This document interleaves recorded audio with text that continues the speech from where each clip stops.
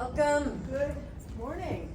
Good morning. It is, as my friend Ashlyn pointed out, Sunday of the Dead. Because we all feel like we're dying right now. Usually how Sundays go. Yes, you're not noshing on your pizza this time. You know, I have tea, so I don't sound like Miley Cyrus, hopefully. That's hot. I've lost my voice this weekend, so apologies. Yeah, mine was rough earlier, but I think I can do it for a little longer. Anyway, welcome back. It's been at least 4 days since I've seen you guys on stage. Oh God, really? We're on the road here. The Pet Cemetery tour, right? Right? All the greatest hits. Minus one. It's I unfortunate, know. right? But he's with us in spirit. Pascal is always with us in spirit. Always. Right? That's his jam. He's hovering over us. Yep. Last time I opened this up by speaking about your acting journey. I want to continue that conversation a little bit and talk more about Pet Cemetery to begin, or maybe not. I would love to know, what are you most recognized for? You are probably not recognized at all, sir. I am not recognized at all. For Pet Cemetery, at least. People never know that you're Zelda. People never know that I'm Zelda. They'll walk by the table and look at me like this, and they don't know that it was me, that it was a guy who did Zelda. So You can. I think it's the face of recognition. They walk by and they're like, it is, but it isn't. But wait, like, they're processing it. It's really fun. So it's a fun thing to watch actually happening. I just saw that because I got your picture this morning, right? Yeah. And then I went to talk to someone who was like, catty corner from you. And he's like, who's that? I said, it's him. And he's like, and he did that. And you look over, and I'm like, it is. Yeah. It was 30-something years ago, but it is. Yeah, I don't know what to do. I don't have to put a present picture of my face on and like morph it into Zelda. I don't know what You gotta to do. come That in would be makeup. fun. You gotta come in makeup. You get a lot of fun. Oh yes. Yeah. 20 hours later. Exactly. right. Right. But you mentioned in Vegas that you have done theater, a fair amount of theater. That's right. Do you ever get recognized for any of that stuff, or are you Only in my pretty own, honest? only in my own town. I live in a small town in Pennsylvania, and I worked at a theater there for around 25 years, acting and stuff, and directing too, and some writing. So I'm a big man there, but nobody else knows me anywhere else. Only as Zelda, honestly. Yep. It's a good one to have, though. It is good. Yeah. It is good. Yep. It's lovely.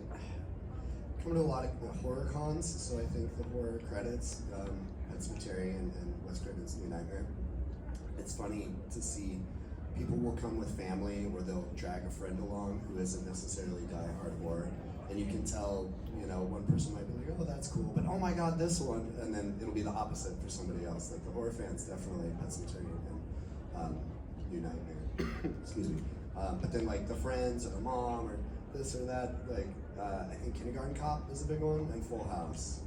But it's random. Sometimes there's like deep cuts too. Those seem to be the major ones. We talked about this in India like a long time ago, but my favorite of yours is that John Ritter movie you did. That movie, because I love the movie of the week, right? Yeah. And I was like, that was a good one. And you were like a teenager, so you were like not grown but no longer a child. It's a little hard for me to watch. I'm definitely in my awkward phase. No. It's a little cringy. He was a very handsome young man, just like he's a very handsome grown man now. But it was a great performance. Yeah. That's fun. I did not know you worked with John Ritter. I loved him. Right? I did a couple things with him. That's great. Skin Deep. Ever see that? Yeah, with him. He was fantastic. Definitely the Black Sabbath video. Well, I would say definitely between my role on Star Trek as Tasha Yar, but Rachel Creed is up there. It depends what crowd I'm working. If it's the sci-fi gang, or I'm with the other my cast of Next Gen. You get to walk among worlds. I get the to. sci-fi. Bless you. Wow, that was a good one. Wow, can I get you anything? You okay? Oh, okay, God, I know, I think I got some lung on me, okay. Give myself whiplash before. Wow, okay, yeah, well, take it easy, When you Ash, have that take it feeling, easy. you know what's going to hurt. You're like, straighten up. I know. This Wow. one's going to be guttural. That woke me up. Okay. Yeah. So really, yeah. Tasha Yar and Rachel Cree are my two sides of the same coin. Do you ever? Am I the only Dolly Dearest one that's just Oh, like, oh my God? Am I the I only one? know. That's such an underrated film. There, well, okay. I had photos. I saw some photos, man. So last weekend at Days of the Dead in Vegas, Kane Hodder was there. You guys all know Kane Hodder by now. And he looked at me and he said, "Wait, what was that movie we did together?" And I said, "God, I don't know. What was it called?" He goes, I said, "You don't know the name of it?" He goes, "I don't know." He says, "Was my butt sticking out? Was I naked?" And I said, "I don't think so." I think I would have remembered that. This is just a dream. I said, "Was that wishful thinking on your part or what?" Anyway, it was this movie called Born that we did, and oh my God, I mean, I saw pictures out here that I have never seen from movies. I thank God the names were written on the back because I didn't remember the scene or the movie. Like, I saw shots of me. I couldn't tell you if I did that movie or that scene if my life depended on it. Wow. So that's kind of crazy. Is that like such a surreal experience? Like, you clearly did it, but you have zero recollection of doing it. Very surreal. Yeah. It's like Very finding surreal. blackout videos on your phone. Like if it was, yeah. I mean, if it remember wasn't, that. if the photo wasn't there, yeah. And there's some things I wish I didn't look at. But like my head was severed and sitting on the floor in this one movie, and I went, I did not shoot that. He said, "Yeah, you did." Wow. At least Oh, I had really? classes for it. You just need to remember that. Yeah, I don't know. Does this ever happen to you guys? It happens to me up here a lot, and it used to happen when I was doing musical theater. I get like performance amnesia. I get off stage, and I have no idea what just happened. Like a complete blackout. Kind of, No recollection. you leave it all out there. Yeah. You just have a brain wipe. Like, I'll leave the stage and they're like, I love what you said. I'm like, I don't know. No clue what just happened. or am I the weird one? Like, No. I'm the weird one, got it. Listen, I don't remember, but I once went to a con in Germany, and the volunteers, before the con starts, they get to ask if they could, which celebrity they want to sit with. And so I had this lovely German guy sitting with me, obviously we're in Germany, and he chose to sit with me. And so in a break of the line, he said, "Miss Crosby, can I ask you some questions?" And I said, "Absolutely." And he pulls out this long sheet of all of these questions, and they were detailed, like a detailed walk through my career. And he said, "What was it like working with William Holden?" And I went, "I worked with William Holden?" He goes, "Yeah, 1989, you did a television movie." I said, "I did?" I mean, this dude, I could not remember a thing. We were laughing. I was laughing my ass off. He must have thought I was insane because I had no idea what he was talking about. And he had like a detailed, map of my career. It's like when you die and then God talks to you like, let's go through some things. Oh, I remember that. Yeah, Like that never I think Satan will be at my my entryway. Oh, I told my friends that if one of my friends doesn't take my phone and like post on like Facebook, in my funeral, it's really hot down here, they're not really my friends. That's my dying wish. Practical jokes at my funeral. Yeah. That'd be good. Right? Absolutely. I'm gonna throw it out to you guys. Does anyone have any questions at the moment? For all of you, what was one of your favorite sequences to film in Pet Sematary?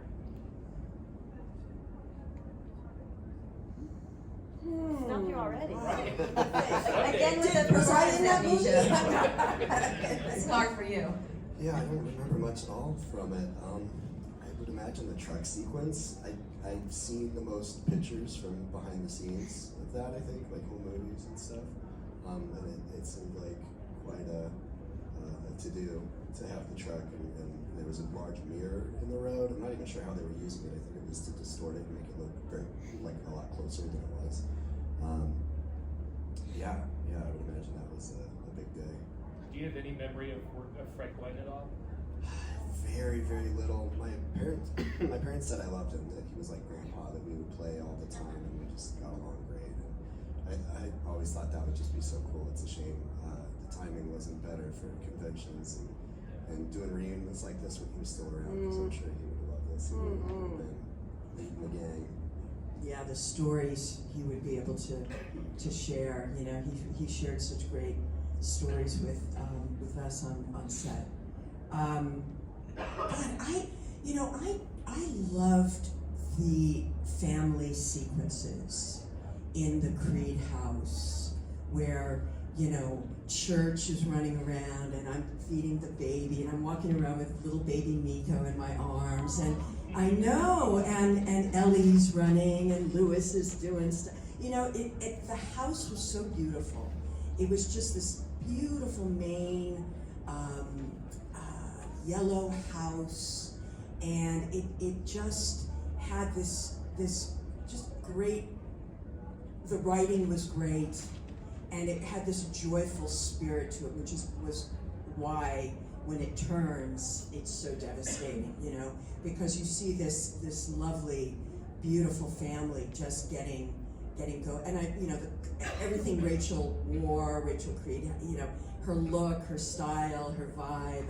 I just, you know, love that the beginnings of that movie. It was so beautiful in Maine. The sky was so blue, and the air was so sweet, and just everything was so. I had never been to Maine before, and you know, we were away from Hollywood. Nobody bothered us. You know, we could do what we wanted. You know, we didn't have a bunch of executives breathing down our neck, and you know, we were like let's put on it. Let's do a movie. You know, Stephen was there, Stephen King, and he was like just totally behind everything. Gave us the go ahead, the green light, take it, it's yours now. And so, you know, there was just a real essence of joy.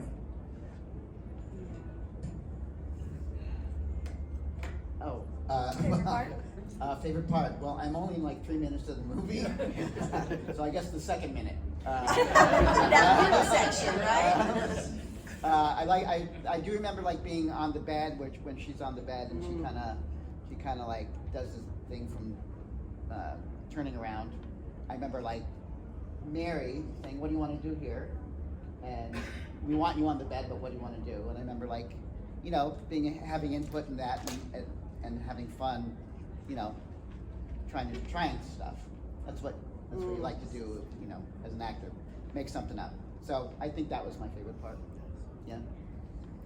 How did you develop your character, Andrew? Like were you practicing walks and voices, or did you wait till you get on set and just saw what looked good in makeup, or? Well, I don't know. Or you just did something and you're like, hey, that's good. I did something for the cattle call. There was a big cattle call of a bunch of 12-year-old boys. I was in my 20s at the time.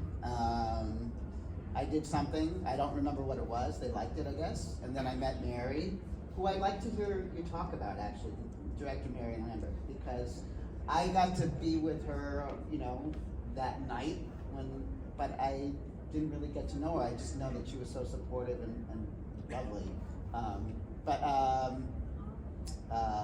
So after I auditioned for the casting call the first time, I went out and bought the book, and I actually saw Mary at the Coliseum bookstore on 57th Street in New York, and we had this very nice kind of like conversation. And then, Meant to be. yeah, it was really neat. And then I auditioned for it again. As an actor, you just play, you just try stuff out, and apparently, you know, it worked. I didn't know, you know, what's a scary crippled girl gonna sound like? Or scary, what are you gonna do? So, yeah, and a lot of it was the makeup, of course, too. So, You know, I bet too. I wonder if you've had this experience. I know that when I once worked on the Glass Menagerie and I played Laura, and this is a Tennessee Williams play. I'm sure you guys, it's a classic. But Laura had polio as a young girl, so she wears a brace on her leg. And when I put the brace on my leg, and then went out into the alleyway before I came on to do the play, I noticed the way people looked at me. And it filled me with so much that I had to like take it down a notch, you know, when I came onto the stage, because I was filled with such emotion, because the way it's like people didn't want to look at me, but they kind of wanted to, you know, it was really informative for an actor. So did you see, did that happen at all, that sense of that? I don't think I was aware enough to, you know what I mean? There's probably a lot of crew members too, and people on set that saw you going through the process, so it wasn't like when you walked on the set, you probably then were in full-on gear. Zelda mode. Yeah. I'm sure people went like, Honestly, I don't remember. yeah. I have no recollection. I just remember people being very supportive. Performance amnesia. Yeah, exactly. Well, Yeah, you know, when I got made up for the end with the eyeball oozing out, I was in the trailer. No one was with me except the Andersons, Lance and David Anderson, and John, right? John was the other makeup artist, and they were doing this, and it took at least 4.5 hours. And then I'm in, you know, bloodied stockings and ripped clothes, dirt under my fingernail. I mean, it was a full-on thing, and I've only got one eye that I can see out of, so they walk me to the set and to show Mary, the director. Mary's reaction was like, oh God, oh God, oh God. And she would call me Nisi. That was her, she said Nisi. And she's from Arkansas, so she's just this little petite girl. And she goes, oh Nisi, oh God, oh Nisi, I can't even look at you. I can't even look at you like that. And I said, well, Mary, you're gonna have to direct the movie, okay? So, you know, you gotta look at me. And she goes, oh God, it's horrifying. I hate seeing you like this. I said, it's just a movie. That's the best reaction you can hope for. I mean, exactly. Exactly. Or the Andersons like, you're welcome. Yeah, for sure. For sure. How about your kissing scene? About your kissing scene with Lewis at the end. How do you make it through that without laughing? How did he make it through How did that? I make it through without laughing? I mean, you know, we did the scene, pretty much Mary shot in sequence. And that was purposely to get, to entrust Miko to all of us and to ease the way for him. I was a method actor and I had very high So by the time, you know, Miko's got the scalpel and he's, you know, come back to kill his mama, you know, he's like, oh, let's play. What are we gonna do today? You know, he loved us. He was safe. He felt it was easy. It was It was fun. comfortable. It wasn't like a new, strange environment that Yeah. I would Strange people. I mean, do that's strange things. That's a lot to ask for a 3-year-old, you know, to do. So you had to gain, you know, Mary had to gain the trust. And she was so clever in that. She also took a big chance by hiring Miko to do the part, because usually you work with twins. You know, Ellie they were the Bernal twins. So, because you can only work so often. But Mary said, you know what? I like this guy so much, this baby's so right, that I'm willing to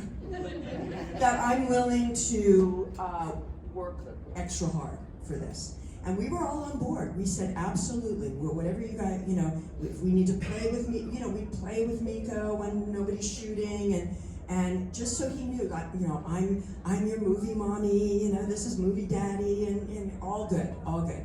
Sweet. I have Mary to thank for maybe everything because of that. So For real, Yeah. absolutely. And so Well, when that and the generosity of the rest of the cast, because if someone's not good with children, yeah, then that's you're gonna be like, they don't like me, you know. absolutely, there are That's actors, it. for sure, there are actors that do not like working with children. I've worked with them. Not on our film. No, God, yeah, I bet you have. Uh, So the eyeball, so that scene was shot, and then we wrapped and came back to LA, and I got a call from Mary, we have to reshoot that. This is not, they want it gorier. They want, I went, oh God, really? I mean, usually it's the other way around. The executives go, ooh, it's too much. Take it down a notch. So now we've got the whole pump going through the eye with the ooze and the, so we were all brought to Paramount, to a sound stage where they completely recreated meticulously that kitchen scene on a sound stage. So we shot it one more time. I went through all that goop. and did that one make it into? That's what's in. Yeah, they He's want like, ugh. they want the pus kiss. It's so gooey. There are some very simple like gore effects in that movie that icked me out as a kid. And I was like, that is gross. Like They hold up though. they Like, they're one of the practical. So they, practical they hold makeup up. is, I think, one of the best things in the film, and Yeah. nowadays, I think it's way better than the remake, if I can say that. Yeah, Like, yeah. they turned blue, but like, I mean, Pascal and you at the end, and They you turned like. them into zombie it's And antagonist. Zelda. I mean, you don't even. You know, it's funny. Brad, you know, obviously who plays Pascal. He and I went to see the remake together. Did I tell you guys this No. story? So yeah, Brad and I are old friends. Our kids played. Not only did we meet on the movie, but then our kids played Little League together. So you know, we were always in touch. And so he called. I said, let's go have lunch, and let's, you know, come over and we'll walk to the cinema near my house. We'll go the earliest on a Tuesday. We'll do the first show on a Tuesday. So he comes over, we go to the movie theater, and it's one of those fancy movie theaters where you can order, you know, wine and, you know, hot dogs from the box. You know, the waiter comes, it's like crazy. Anyway, so we go to the cinema, and the manager is there. It's really empty, quiet on a Tuesday. And he goes, oh my God, wait a minute, I know you guys. And I said, oh yeah, we're here to see Pet Sematary. He goes, but you were in Pet Sematary. And yeah, we're in Pet Sematary, now we want to see this Pet Sematary. And he goes, oh my God, you guys, let me lock the theater and go in and have the cinema to yourself. Wow. Right. So Brad and I are sitting alone in this beautiful theater, ordering wine, and we're sitting there, you know, and we watched the movie together, which was really cool. Thanks for the invite. But I'm sorry, it was so spontaneous. Yeah. And then, but I'm thinking my point was, so Brad is throughout the movie going, what? Wait a minute. Me too. You know, he's doing that, and I'm going, it's okay. And I'm going, where's Zelda? Like, there's hardly any Zelda in the remake. Come on. There wasn't very much Zelda in the original, but what there was counted. Yeah. It's like Time. Like you said, like Beetlejuice. 3 minutes, but the 3 minutes we had mattered. Beetlejuice is one of, I think, my all-time favorite movie, and he's only on screen, I think, for like 11 minutes. It's But the it's same like, show. it's I might be a little off on that, but it's a very small part of the film. But when he's there, it's showtime. Same You thing know? with Nightmare on Elm Street. Freddy's only on screen for a few minutes in the entire Yeah. movie. Yeah. But I think it's more presence. impactful sometimes when you save some of the best characters like that. So really, they're there for a purpose and to really hit it hard. I went to see the new one in the theater with my then husband, and I was excited because I like seeing a horror movie in a theater, but I was apprehensive at the same time. he'll go see whatever with me. He don't care. He's not into it, but he's like, whatevs. And it was winter, and it was raining and snowing, and it was gross. And I'm in, settle in. I'm like, yes, movie, got my popcorn, and I'm ready. And I'm just like, the entire time I was just like, I see him watching me, and I'm like, so did you have the same thing? Were you like this? No, I'm telling you, Brad and I really went hoping it was good. I had already talked to Mary, and Mary had seen it early. And I said, well, what do you think? And she goes, you be the judge. You go see, it's okay, but you know, I mean, she was so generous and diplomatic and sweet, you know. She was, and so, but you know, Brad and I went really wanting to like it, wanting to see something, you know, what an interesting place to be able to go and see a part you've already done, a movie you've already done, and go, well, how is this actor interpreting that? Or, you know, what's their take on it? And it's rare. I don't think that's ever happened to me. There's no other case of that in my career. I mean, maybe someone will play Tasha Yar one day, I hope so, you know, and like some hot blonde babe, and right here. Yeah, so we were curious, you know, and we just, I came out going, why? You know, unless you're gonna do something that is groundbreaking or so transformative, interpretive in a way that hasn't been done. Yeah, I think that's what they tried to do with the Ellie Gage switch, which was interesting, and I was definitely like there for. But it felt like they kind of gave everything away in the preview, and then when you go see it, it's like, cool, that's interesting. They're mixing it up. Where do they go from there? And then that was kind of the thing, and then there really wasn't much more to it, which felt pretty flat. And I think why the first one works so much, I'm not saying it's perfect, you know, no movie is, but you really feel the chemistry. You feel the chemistry of the family. And, you know, kind of like what you were saying earlier, how you guys did that. For my benefit, we shot all of the wholesome stuff and we had that. It was beautiful, and it built up to such a high that when the lows happen, you feel it. It's impactful. I always I know Pet Sematary is obviously considered horror, but it's not like a slasher. It's not, you know, a guy in a mask stabbing everyone. It's more of a family tragedy with supernatural elements, and it's real life that can happen, and then cranked up to the extreme, you know, like Stephen King does. He just pulls on your heartstrings with it. And I think in the new one, I didn't feel that family chemistry. There was no sense of loss and pain as an audience member when things happened to them. Right. And it was interesting, like, oh wow, okay, that happened, but okay, now what? I was curious, but I didn't hurt. I didn't feel that sense of loss. And I think, you know, when I left the theater, I was optimistic. I was like, okay, it wasn't what I thought. It was cool. I'm stoked they did it. But what the barometer for me was I didn't think about it again the next day. A good movie kind of sticks in your brain and crawls around, and you think, oh yeah, that. And it was the very next day, and I was already like, so wait, what was the reason that? Because they changed the one. How did that connect with the? It left so quickly. I think maybe that's why. For all of you, what was your favorite souvenir you were able to keep from the film? Oh. Okay. I kept a lot of the clothes, but that's not my favorite.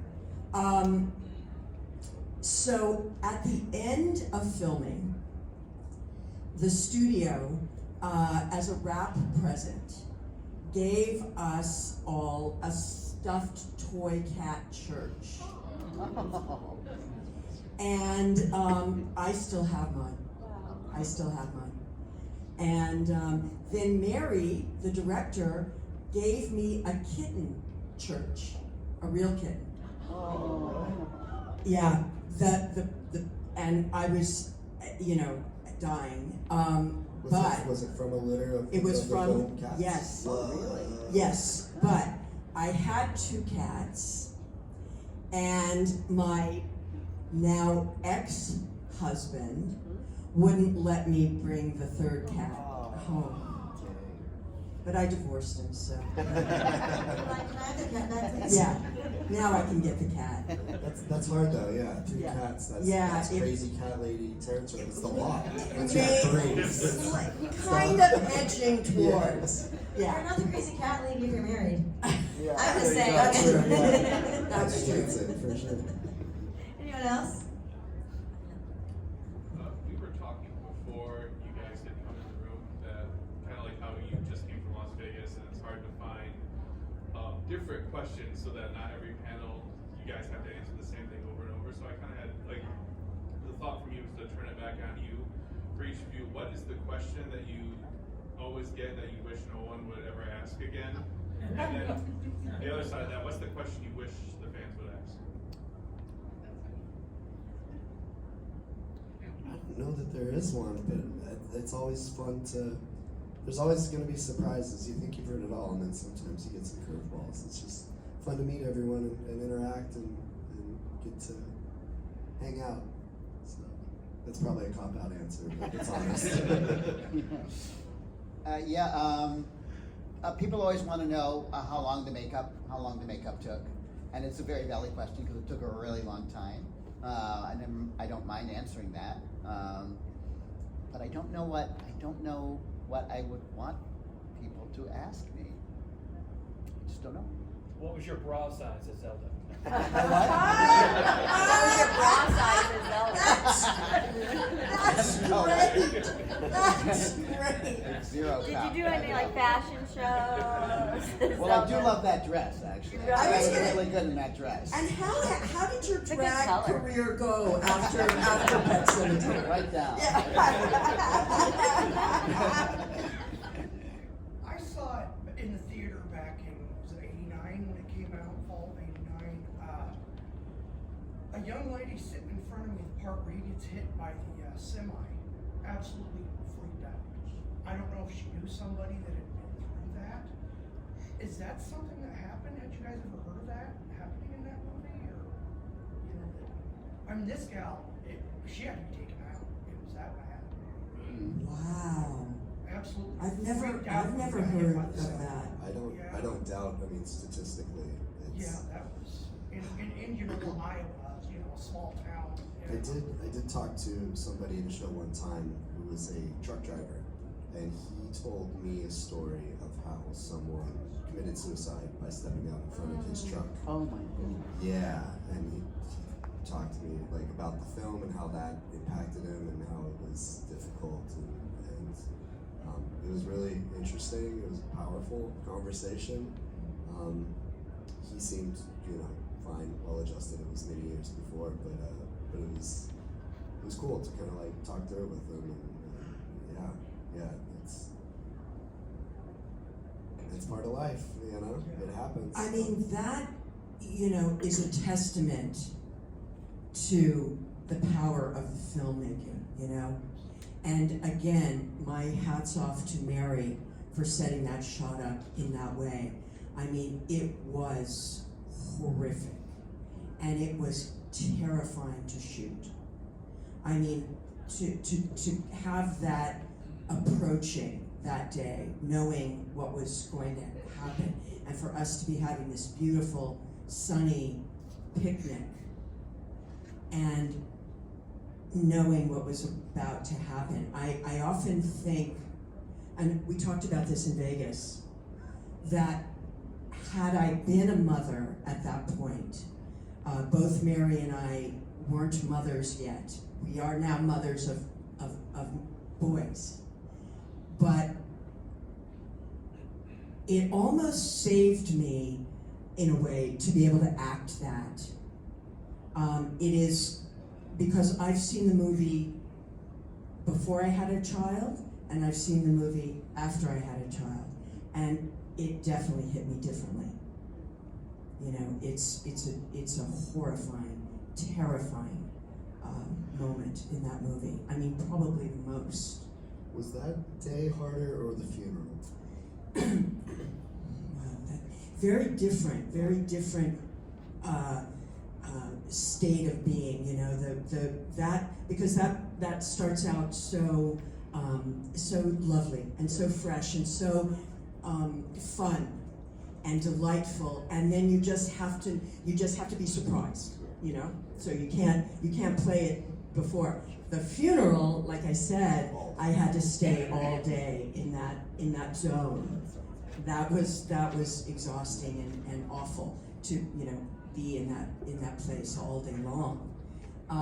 But yeah, that had very different. And you? I guess kind of along those lines then too, for Pet Sematary or any of your other work, is there something you do to decompress or kind of wash that man out of your hair, so to speak, with any of your heavier, you know, the heavier things that you take on in certain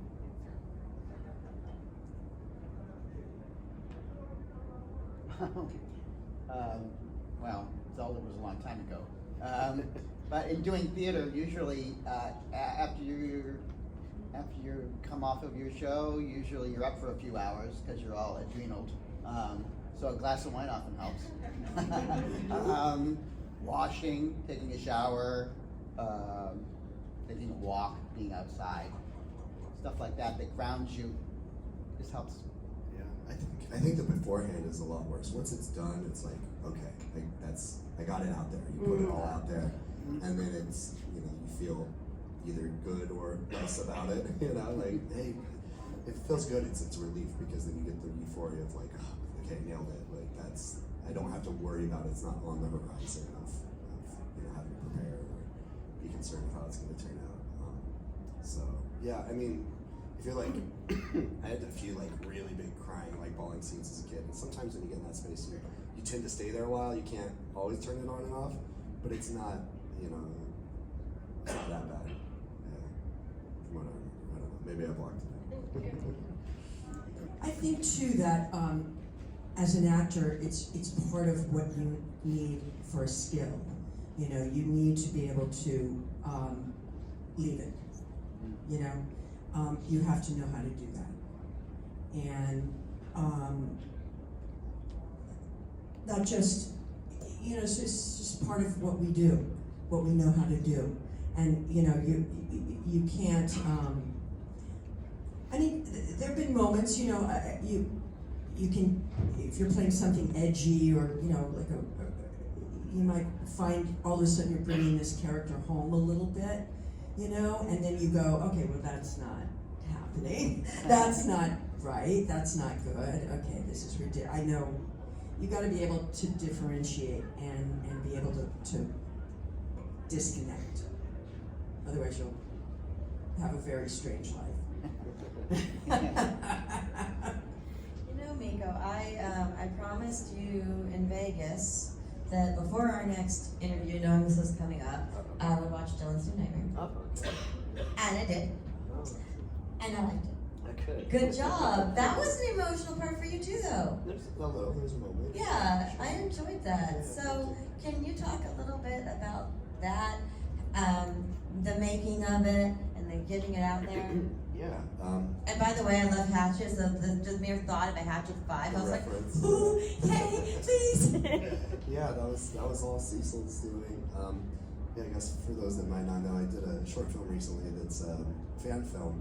I was contacted at a convention by a guy who asked if I would ever consider reprising my role as Dylan in New Nightmare, and I said, oh, that's a fun idea, and who knows, I have no idea. Of course, I would at least read a script, and then I saw him again 3 months later at another con, and he handed me a script. And I said, oh, wow, that's really cool, thanks. I didn't expect much because you see a lot of scripts at horror cons, and they're not all necessarily great. Sometimes, you know. So I really didn't have high hopes, and then I read it, and I thought, oh, this is actually really well written. If you were going to revisit this character, that makes sense. He seems to have thought it out. He knows the story and the characters very well. And I said, sure. I hadn't acted in a very long time, and it was kind of fun to kind of come back and do that. And It got delayed many times because of COVID, which actually really helped us because it turned out way better than I think if we would have done it as early as we were planning to. And yeah, it was completely fan funded on Indiegogo by the fans. And yeah, what was the, sorry, I kind of went on a tangent. Your question, what was the filming like? We filmed in Arizona for a week. It was a lot of fun. And it kind of got me thinking about acting again. I've kind of been turned off to it for a long time, but that was fun, so who knows. Where can you find it? Oh yeah, it's on YouTube. Yeah, it's Dylan's New Nightmare. Dylan's New Nightmare. The original was Wes Craven's New Nightmare. And if you've seen the original, it's full of like Easter eggs and references. And it's like Freddy fan food, you know. Yeah, it did very well the first week. The numbers were like flying. And then because it is horror and it has, you know, topics, horror type topics, there's a brief moment, without ruining too much, where a couple characters, it's not even that graphic or anything, but they unalive themselves. And YouTube is very sensitive to that kind of thing. And so it got age restricted and demonetized, and it stopped being shared within the algorithm. So a lot of people I see at cons are very familiar with it. I've met many people this weekend that had no idea it was out yet. So it's really word of mouth at this point to get it out there. But it seems like everybody that has seen share it it. enjoys Share it. it on Yeah, all your if you feel socials, like get it out. If you like it, so you don't have to. But If you don't it's like it, don't tell appreciated, anyone. so, yeah. Just shut up. No, but that's the type of story that's really cool.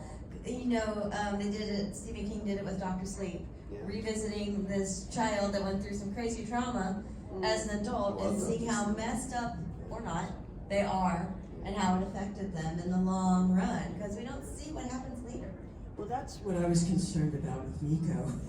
In real life. In real life, you know, because that was you know, he was little. And, you know, then we didn't see each other for some time, and then he's a young man, and I think the first thing I said to you was, "Oh my God, you're normal!" Oh my God! Oh, thank God! Oh my God! I was so scared. I've got you all. It's normal anyway. What's that mean? Right? Thank you. Anyone else? Well, real quick, to go to your point about comparing the original to the remake, Mayor Lambert's, a master storyteller. So I think that has a lot to do with the flaws in the remake too. But my question is about New Nightmare, because I love that movie so much, you know. And I'm just wondering, do you have memories at all of filming the climax, you know, in the hell cavern? set? Yeah. Yeah, that set was so cool. It was a playground. I remember just running through it. There was times where it wasn't set up. They were filming in that area. We could go.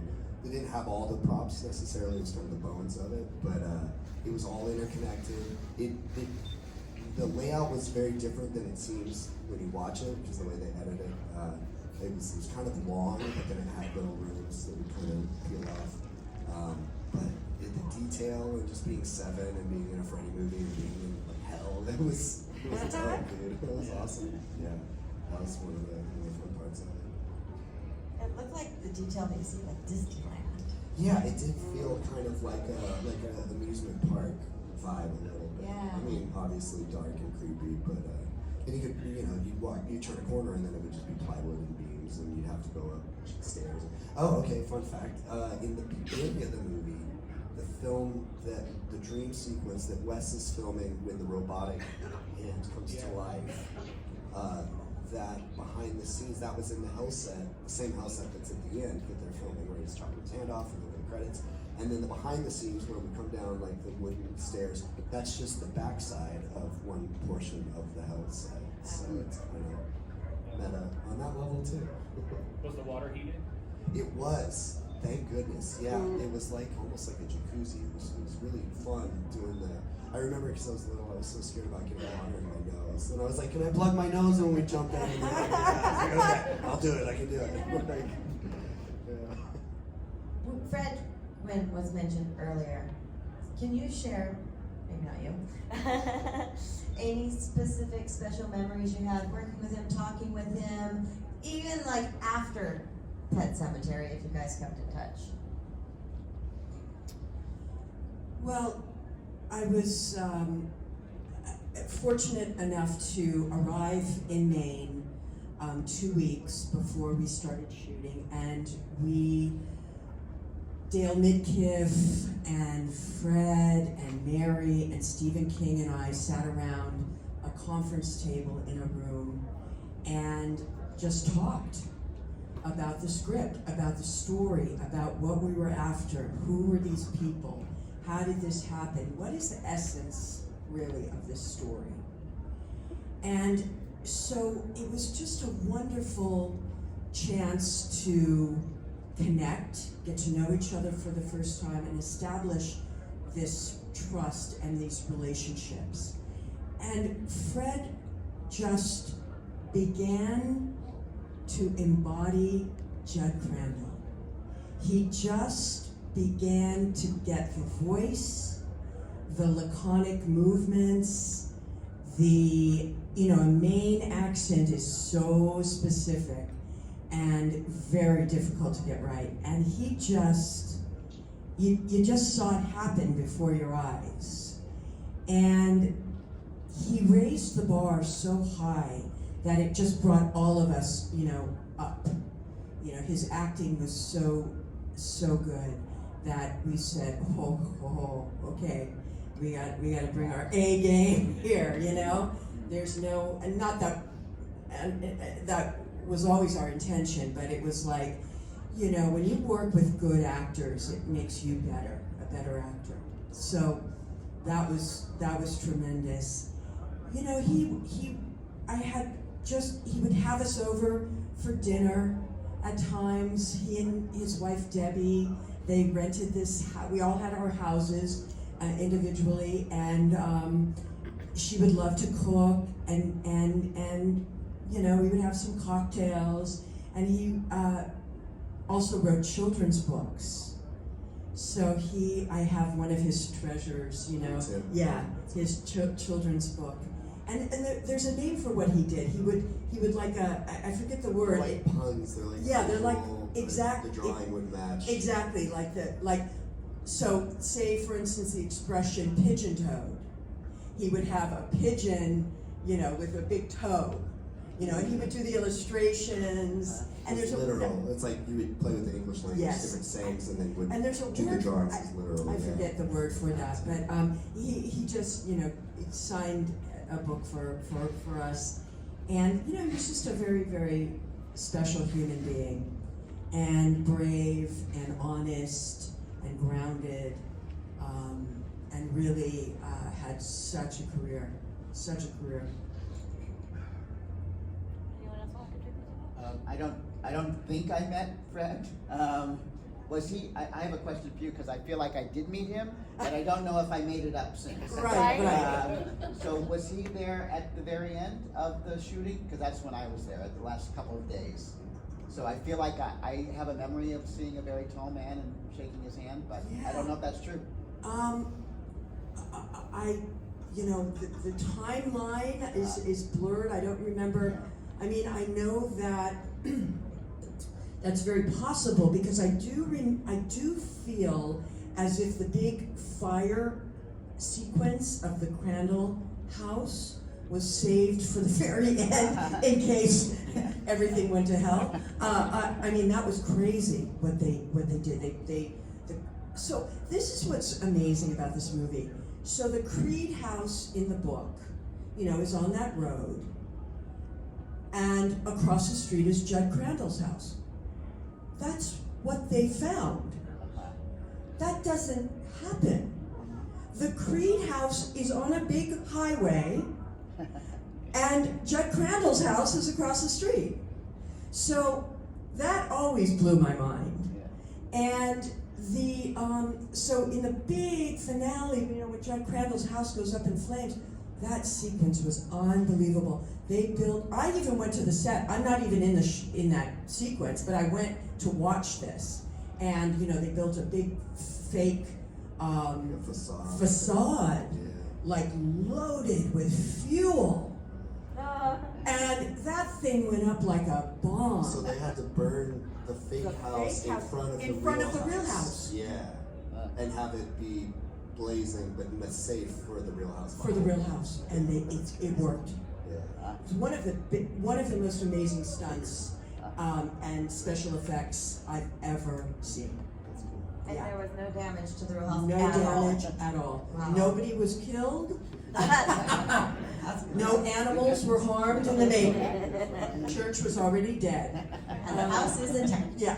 Homeowners are happy. All right, guys, please give it up. Thank Thank you. you. Thank you guys. Good. Thank you so much. Take a photo. Photo time. Where do we go? Let's go down. Go down? Okay. Because the lights, I just look like a stoplight in front of those red lights. Oh, there. We lost her on the way down. Here you go. 1, 2, 3. Oh, right over here. Sorry. Oh, sorry. 1, 2, 3. Thank you. Chin check. Everyone has one chin, right? Chin Yes. check. Oh, God. Summer. Thank you, sweetie. Thank you. Yep, thanks. Thank you.